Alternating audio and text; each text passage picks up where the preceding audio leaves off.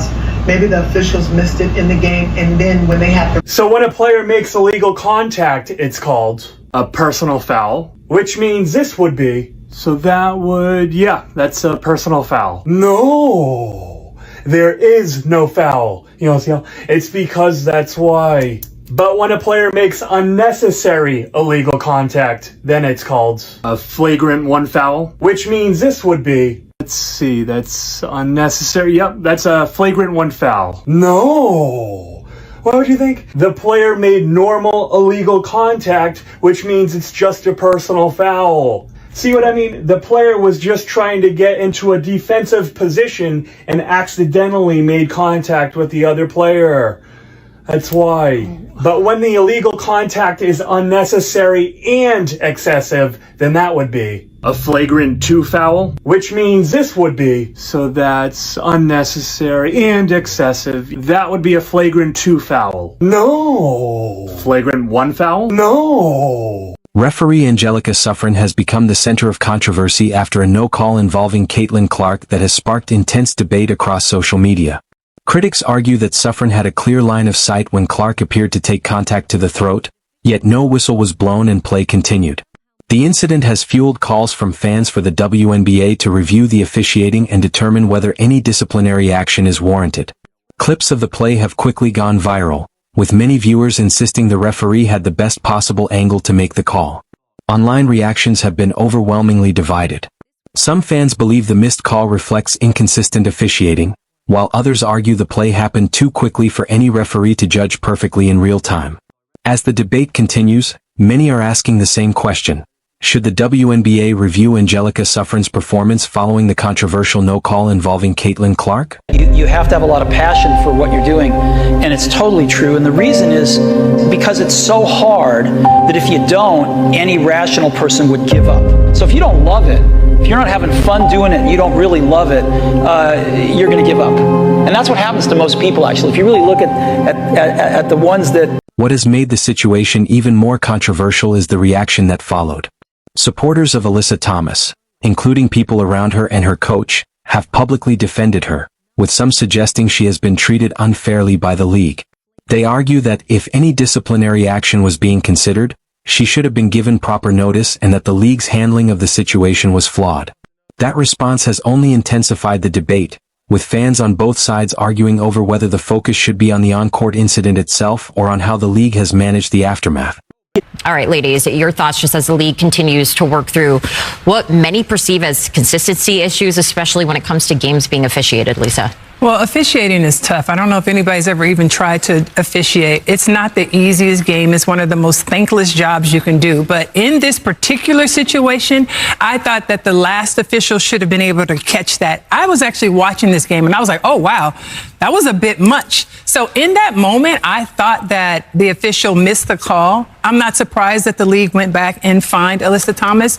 But I think at the same time, it's tough to think that official would have missed that they didn't have a replay on it. That was tough to me. And I think overall, the league's got to do better. The officials have got to do better, but also players. Players have to clean it up. We used to play in a way that you protected one another. Yeah, I want to play physical. I want to play hard, but I'm not out here trying to hurt you. If I was out there for a loose ball and it was Renee down there, yeah, I'm going for the ball. But if I accidentally punched Renee or hit her in some kind of way, maybe the play goes on, but I help her up. I help her up. You know what I mean? Just out of the like, dang, my bad. So I think that part is important too, the reaction. Maybe if Alyssa Thomas would have even turned like, dang, my bad, I didn't mean to hit you like that. It's a different thing, but that's not what happened. And so I think that the league got it right. But I think overall, Coach Tibbetts is correct. Everything, consistency is important. It needs to be cleaned up for all players, regardless of what their accolades are. None of that part matters. It matters about protecting these players, no matter which team, which position, when they sub in, the start of the game to the end of the game. Every player deserves the same type of protection. Many fans believe the league made the right decision by suspending Alyssa Thomas, but not everyone agrees. Basketball legend Lisa Leslie has defended the league's response, while Phoenix Mercury head coach Nate Tibbetts has publicly supported his player, arguing the situation should be viewed differently. That disagreement has only added fuel to an already heated debate. Critics of Tibbetts say it's understandable for a coach to stand behind his player, but they believe he should have acknowledged that the play crossed the line.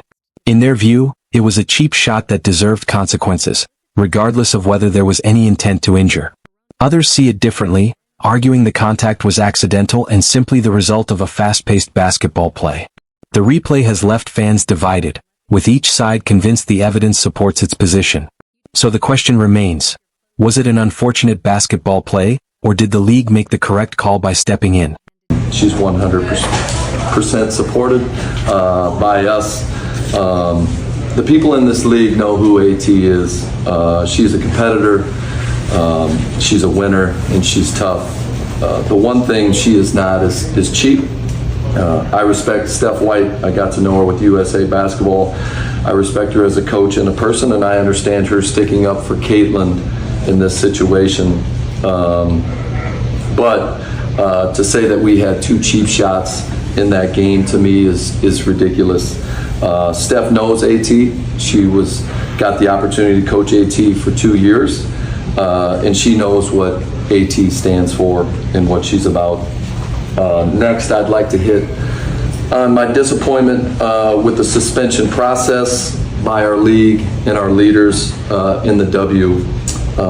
This was not a thorough investigation, in my opinion.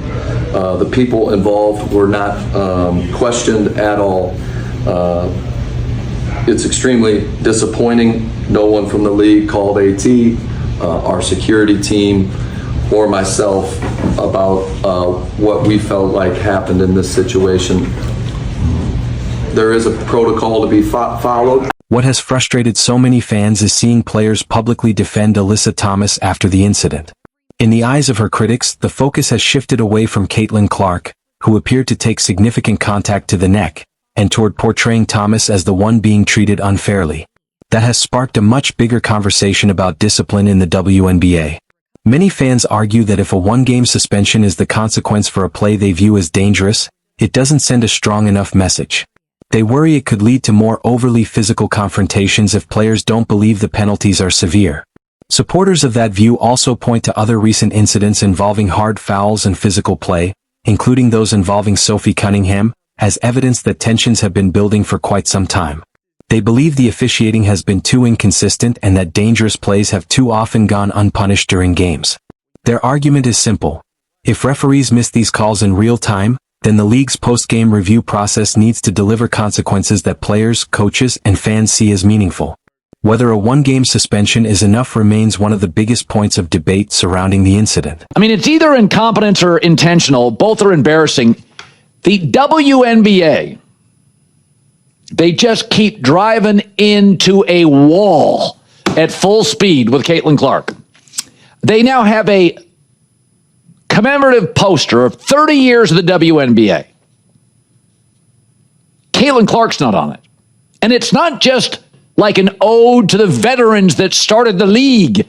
Paige Beckers and Angel Reese are on it. And Caitlin Clark's not. You guys, when she broke into the league, you moved her road games to bigger arenas to accommodate the fans. You were flying the last 6 rows of Southwest Airlines until she made such an impact, you transitioned, pivoted to private jets. And she's not on the 30-year poster. But Paige Beckers and Angel Reese are. What? I mean, recently there were TV games. Hers got double the rating of Asia Wilson, the best player in the league, the 3-time champ and the 4-time MVP. Double the rating. This is a paranoid, weird, insular league. Colin Cowherd has weighed in on the growing controversy surrounding Caitlin Clark and the WNBA, and one topic that's generating plenty of debate is the league's 30th anniversary promotional poster. Fans quickly noticed that Clark was not featured, while stars like Paige Beckers and Angel Reese were. That decision has sparked a wave of criticism online. Many supporters argue that Clark has had an undeniable impact on the league. They point to sold-out arenas, record television ratings, and the surge in national attention since her arrival as evidence that she has helped elevate the WNBA's profile in a historic way. From that perspective, leaving her off such a significant promotional piece feels difficult to understand. Critics of the decision have compared it to celebrating the history of men's soccer while leaving out Lionel Messi or Cristiano Ronaldo. Whether or not people agree with that comparison, it reflects just how strongly many fans feel about Clark's influence on the league. At the same time, another debate continues to dominate headlines: the officiating. Following the latest controversial no call involving Clark, many fans are asking whether the referee's performance should be formally reviewed by the league. They argue that repeated missed calls involving heavy contact risk allowing games to become more physical than they should be, increasing the chance of players getting hurt. Others believe officiating mistakes are an unavoidable part of a fast-paced sport and that every team is affected over the course of a season. Even so, the growing number of controversial moments has intensified calls for greater accountability and consistency from WNBA officials. What do you think? Should the league review the referee's performance after the latest incident? Or is this simply another difficult judgment call that comes with officiating professional basketball?